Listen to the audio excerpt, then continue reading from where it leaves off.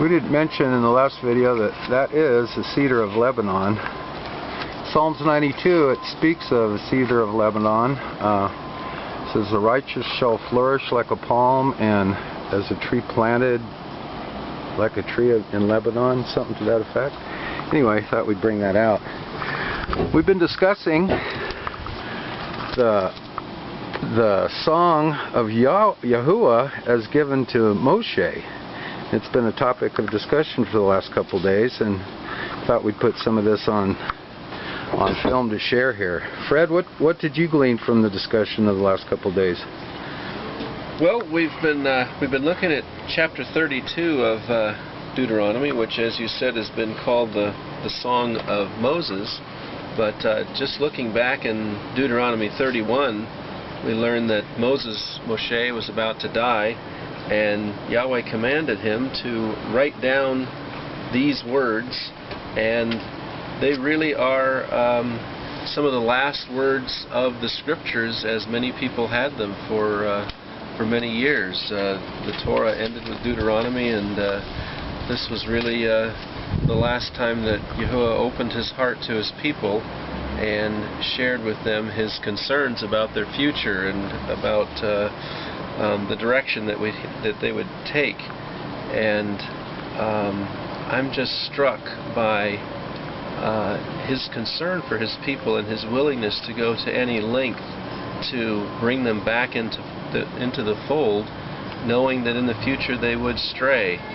And we've been blessed that our friend Eric Bissell has been able to go back into the Paleo-Hebrew and really open this up in a new way, and he's found some information here that we don't see in the English translations.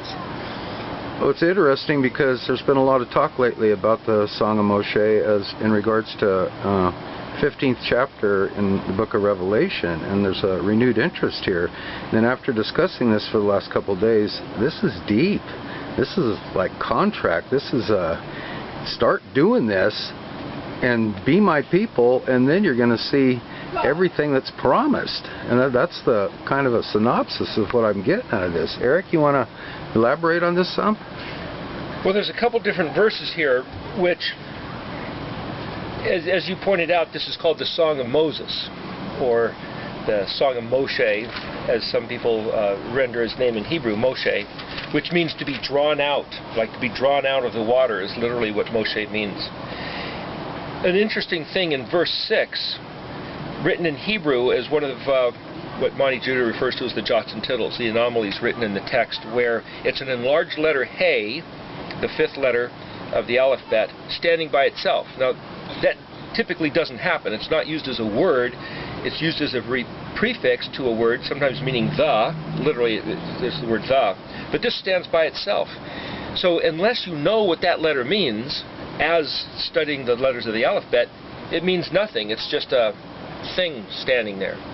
But the letter Hey basically means to reveal or put on display or draw attention to, like you have an open sign in a restaurant or something flashing saying, hey, look, we're open, come on in. So this is a subtle sort of meaning, because it doesn't find itself in English. It's this thing that's right there in the Hebrew, says, right here is the matter. This is the it that you've been looking for. And that particular verse says, unto Yahweh, then this word is gimel, or tagamalo, which is his camel. Unto Yahweh, his camel, this? Well, unto Yahweh, the word is like reciprocating or recompense or reward or paying wages or taking vengeance. This. And then the word for people also means as long as foolish. So you might look at it and say, well, unto Yahweh, reciprocating unto his people foolishness and not wise. And then this word is literally pronounced, hello, is he not your father? Is there another way to read that? Your owner, he made you. And then there's this word, which is where we get the word canon, ikanananaka, or you might say, which is basically, where are you? And it's this word that says, He has established you as a capstan, which on a boat is the thing by which the ropes are pulled around. It's the pivot point. It's like on a winch that says everything yanks on this, and if this isn't fixed, then everything's going to fall apart. Nothing can be pulled. The rest of this story in this song seems to be saying that the entire universe He will rearrange, or He has told the story, which is to say written in the stars as He's lifted up His hand and put His work in the heavens. Everything is around Israel. And if Israel as His people fail to either keep His words or fail to keep their attitude about their position in Him, which is to say Israel is the capstan of the universe, and everything Yahweh does is going to be throwing the ropes of rigging around them, and if they fail in their job, everything falls apart. And if they betray His trust, they themselves will be betrayed, but it's by their own hand that this has happened. And so I remember we were talking earlier, I remember a certain young lady years ago I was talking to in the church, and this was in confidence. She says, you know, God's kind of a dirty rat. You can't really trust Him. He doesn't really do what He says He's going to do. You know, we have these songs, we sing to Him, we give Him tithes, and we show up every Sunday, but He just doesn't live up to His words. Frankly, He just doesn't. Oh, we'll still keep worshiping, we still believe, we still want our salvation and go to heaven and be with Him forever, but don't count on Him. By our experience, we know He's just going to let you down. You're not going to get healed. You're not going to blah, blah, blah. But this song, very specifically in the very beginning, says, where Yahweh Himself says, I'm telling you guys right out of the gate, I swear by my own life which is unto eternity, which is to say, as I live forever, thus declares Yahweh, not just raising His hand, but both hands. He says, as my life is forever, so are my words. I am for you, and my rachem, my consolation, comfort, compassionate mercy upon you as my people is ever flowing and perpetual. It will never cease. However, when you turn away from me, this is the way it works. I hold up a mirror which looks like your enemies. Your enemies coming against you are yourself coming against you. It's your own hand which has done this to you. And do not ascribe to me being the rat. Do not say that I haven't lived up to my own words. Do not say that I am untrustworthy. Oh, you better count on it. He is saying, I promise you, your way will return upon your own head. And when you are bitter and you yield to feelings of grief, despair, anger, and vexation, then what comes at you is bitterness, grief, despair, and vexation. And He says, when you regard my words, and you stand on my words, and you seek my face by seeking my ways, to do them with knowledge, wisdom, comprehension, obedient application, this all has to do with what I've been told was Gnosticism, or being so... I had somebody once who was a so-called prophetic couple. They said, to think is carnal, which is to say corruptible, and live by the Spirit. These words say quite otherwise. We can't go into the details because there's not enough time. This is supposed to be just a few-minute thing. But what I found in this song of Yahuwah as given to Moshe, he says this, in a nutshell. I have positioned the entire universe around you, and all other nations find their bearing based on what you, Israel, do.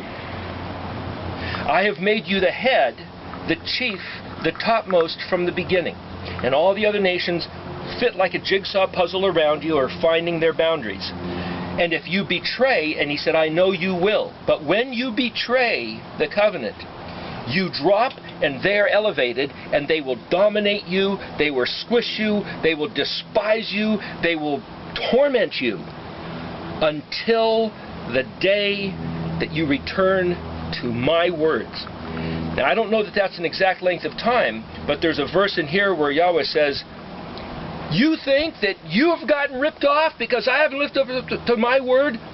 You guys have betrayed the covenant. You, Israel, you are the ones that I deserve compensation for, and every single drop of blood will be paid. And until the wages are full that you have paid for, you're treacherously betraying our covenant, this will not turn.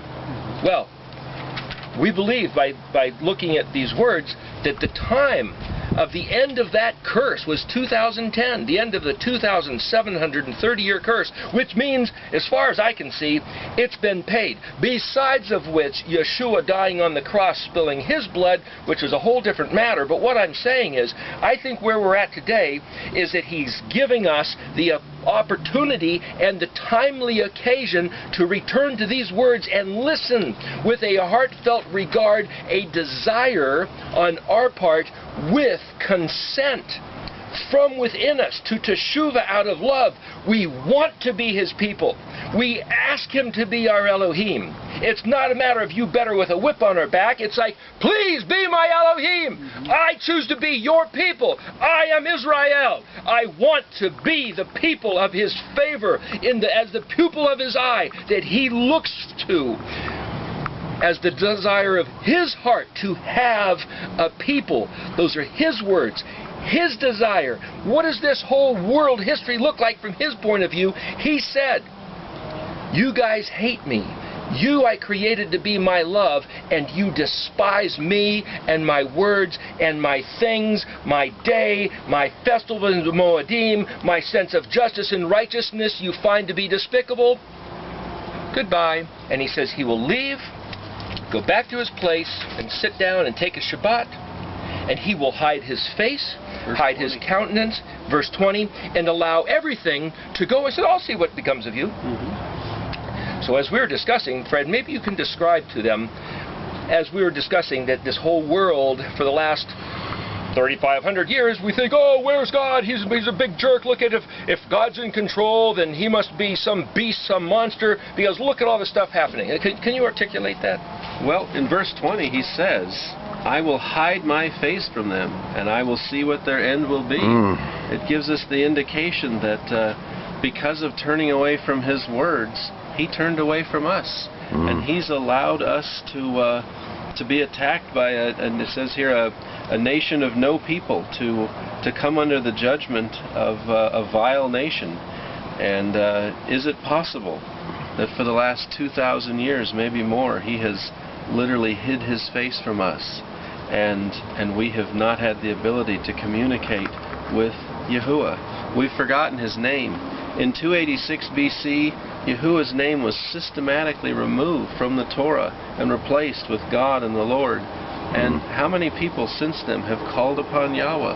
How many people have prayed to him, have wanted to have a relationship with the Yahuwah of these scriptures, the one who said that all who call upon my name will be saved?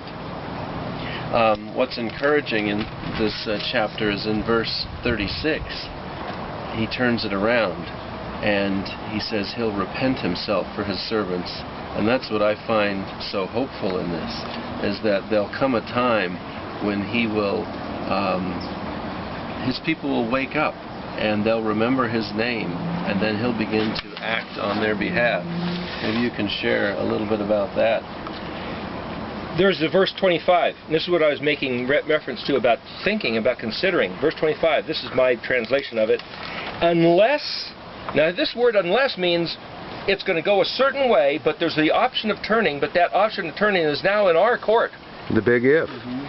Unless there is intelligent improvement, prudent consideration, acting wisely with understanding. Unless there's that, this is what's going to happen, which has been happening all these years. Wasting desolation by drought and sword will permeate right through any defenses, terrifying even elite young soldiers, even innocent virgin little girls, suckling babies along with old men, with crippling panic. There's another interesting verse in verse 34. Well, we could go on and on. There's so much more in this. But he basically says, here's the thing, as we were discussing. You look at the world for the last 2,000 years, the last 3,000 years, we think, When he was designing this universe, the history of the world, there's a movie, you know, the history of the world and stuff, and war after war, inventions, somebody comes up with something great, somebody else steals it, and somebody else perverts it, and somebody else withholds it and restricts it from the masses so that they have to pay, and they have to row the ship of state like galley slaves with the whip on their back, with circumstances, and all the benefits have been just taken away from us. And do you think he's up there smiling and say, "Ah, yes, just as I imagined it would be. I'm sure glad I made this place"? I mean, it got so disgusting to him that he wiped it all out in the flood in Noah's day, and of course, we hear that he's going to do it again with fire next time. But, I mean, look at what's happening on the face of the earth. Do you think this pleases him? Did he design all this stuff, and he looks back down at us and say, "I love watching this show"? Or is he sitting up there saying, you know, it could have been otherwise. I told him. I gave him. There was a place where it says, verse 36, "However, all the while Yahweh stands ready to aggressively fight either for or with his people.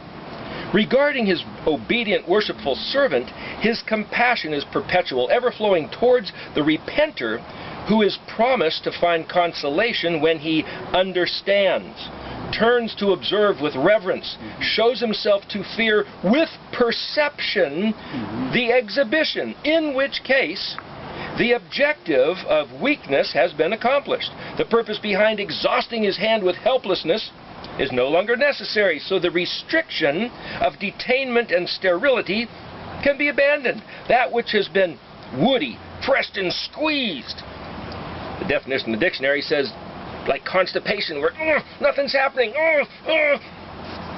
"is released to flow with a legacy of help." Yahweh says, basically, in another verse, that he has stored up, ever since the beginning, he has stored up the promised benefits to be unloosed, opening the windows of heaven and pouring it out on the generation of his people who will choose to be his people according to the sworn oaths, the agreement, the covenant that our forefathers made with him on Mount Sinai back all these years. We look at the history of the world and say, this place stinks, this place is rotten, this place is, let's just die and get on to the next thing already. It didn't have to be so, it wasn't meant to be so, it could have been otherwise, and I really think that based on his words, we have a shot at turning this whole thing around. There's a verse that talks about adding oil and allowing something to spin and turn, again, like the capstan. We're the capstan, just supposed to be able to allow things to turn, and we haven't. But if we go back, regard his words with a favorable attitude, this whole thing's going to turn. And this, like this teeter-totter where Israel was up, they betrayed him, so they went down. The other nations are up. The other nations got a hold of the words. The other nations have kept the words, and by their clerks and clerics and clergy, they have distorted the words, disarranged his face, given us the wrong perception of him, which is why we call out in prayers and with a pure heart of saying, "Please help," and he can't hear. Why can't he hear? His word says, "You don't listen to my words, I plug my ears and I can't hear your words. Even though you scream because your enemies are tormenting you and tearing everything I gave you apart, you don't hear me, I don't hear you. My relation to you is a mirror of your relationship to me." But these words tell us, if we turn our hearts, he will turn his favor, and his face will shine upon his people, Israel, his obedient, worshipful servant, and he will backlash, is the word, backlash with a vengeance of fiery fury upon his enemies, which is his people's antagonists. He makes that clear out of the gate. He warns people straight off. He goes, if you don't regard my Torah, your prayers are an abomination. He tells you that straight out. But how many prayers have gone up? And we think, oh, we're praying to the Creator, we're praying to the Almighty. Why do things look the way they do? Because we have betrayed his words. And as a matter of fact, I've heard it said that when Yeshua had his hands nailed to the cross and said, "It is finished," then that means this is the entire Old Testament. 3/4 of the book, throw it away. This whole thing was made obsolete, abolished, by the fact of him saying, "It is finished." Furthermore, just for the sake of consideration, that if we think about this, they said that up to the day he said, "It is finished," everything that came before, which means that the 3 years of his ministry, which is virtually everything in the 4 Gospels of Matthew, Mark, and Luke, and John, also was abolished. when he said it is finished. So by that reasoning, the Lord's Prayer is obsolete. The Beatitudes is obsolete. Well, every parable and every teaching makes no regard, no matter, because he said it is finished. I do not believe that. That, you know, it's funny you make that point, because there's a website that's against anything Hebraic, Joyfully Growing in Grace. You're familiar with her. Sure. She made that statement about the Beatitudes. Well, you've just thrown out the Beatitudes. She goes, well, of course, that was before the cross. There I'm you like, go. what? I'm not making this up. This No, we're is not a making it up. teaching. That's the sad thing. But the point, or the thing that I really got out of these studies is we can be that generation. It's lying right there. I've seen messianic movements, I'm not going to name names here, but some popular people that still want to have one foot in the old church and just kind of mend fence with them and just rub shoulders with them. But we got to come away from that. We can't do that. We can't mix and mingle. We got to get serious. He'll pass us by if we don't. That's absolutely, I agree. I think that we have a shot, but it's not like this is destined to be our day where, oh yes, we will regain the kingdom. He will pass us by if we fail to return to the significant regard in honoring his words as he gave them to Moshe, and we draw them out like something buried underwater or buried under the earth. In fact, there's a verse here. I want to read the last couple verses of this chapter, but go ahead, Fred. What were you going to say there? Oh, I was agreeing with both of you there. He'll pass us by if we don't hear these words and do them, just like every generation before us. See, I've got the attitude that, well, we're just waiting for him. We're just hanging around and we're just doing Torah until he gets here. He's well, waiting are for we? us. Yeah, exactly. He's waiting for us. Exactly. Verse 39. Again, this is the Erictology translation, a little different than what you might read. Check it out right now. Observe. It is on exhibition to understand clearly, which is to say, no tricks. Thus I am. I am it. My hand. Ain't Elohim with me. Nothing and nobody beside me. I stand alone. Absolute truth. And the word there is like doorposts and like columns, an axiom, and a picture comes to mind of this Arc de Triomphe there, and I believe it's in Paris, where there's just this giant arch standing there. It looks like you could never knock it over. That's this picture of just, this is the axiom of truthfulness. I will quicken recovery with vigorous life, that which I have smitten as my enemy with my arrows. I am healer.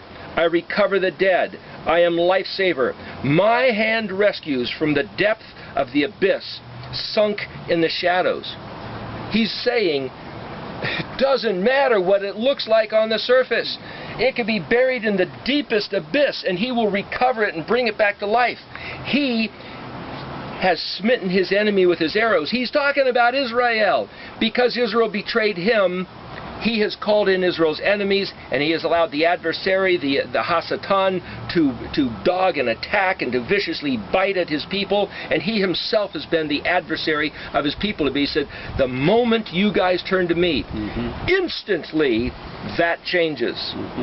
Well, let's do it. He goes on to say, the last verse, our rejoicing and gladdening is the Goyim nations darkening and weakening, for so the likeness of his servant does. Or you might say, as the blood of his servant flows, the word for his servant there is Obedi, where you get Obed, or obedience, or Obadiah. So the cosmos adapts to vindicate. The elaboration, he elaborates. He will arrange the universe to stand accordingly. Vengeance he will return, either balm of healing or hostile vexation. Atonement, balanced scales of justice. I will render similarity, attaching to every man his confrontation with himself. This is what Yahweh does. He returns to each one of us our heart attitude. And if we align with the Torah, his instructions of righteousness, it's the word mishpat, which is balanced scales, then what comes back at us is righteousness, goodness, love, mercy. But that means we have to treat even our enemies, as he says, pray for your enemies, bless those who curse you. If we maintain a heart of not bitterness, not grief and anger, and regardless of what's going on, that's the difficult challenge of being a human. He will return, and those who hate his ways, That's the last verse of this song. He will vindicate the blood of his people, but we must turn to him for him to turn around the story of this planet. Yes. Great discussion, you guys.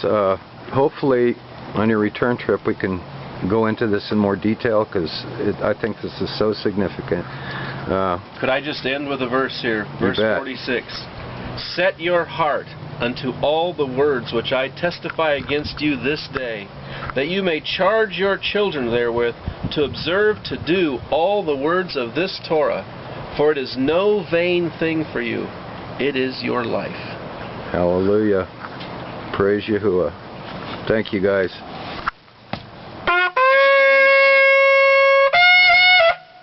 Yeah.